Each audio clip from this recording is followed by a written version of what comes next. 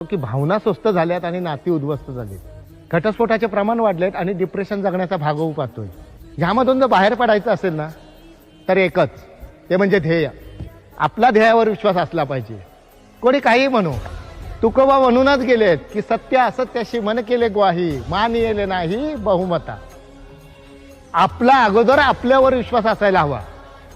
गरुड पक्षी माहितीये ना, तो इतर पक्ष्यांसारखा थवे करून उडत नाही। त्याचा स्वतःवर विश्वास असतो, स्वतःच्या सामर्थ्यावर। वादळात इतर पक्षी लपून बसतात, पण तो वादळातही स्वतःला आव्हान देत असतो, थेट आभाळावर स्वार होऊन। गरुडाला व्यसन असतं आव्हानांना सामोरं जाण्याचं। व्यसन करून तुम्हाला बर्बादी होता येतं आणि आबादी होता येतं, पण आपल्याला कुठलं व्यसन असलं पाहिजे ते आपलं आपणच ठरवणं गरजेचं आहे। पण व्यसनांपासून दूर राहायचं असेल तर आपला आपल्यावर विश्वास असायला पाहिजे। पण एक म्हण आहे बघा की विश्वास मेला पानिपतच्या युद्धात, पण मी म्हणतो विश्वासाला पानिपतच्या युद्धात मारून चालणारच नाही, त्याला आपल्या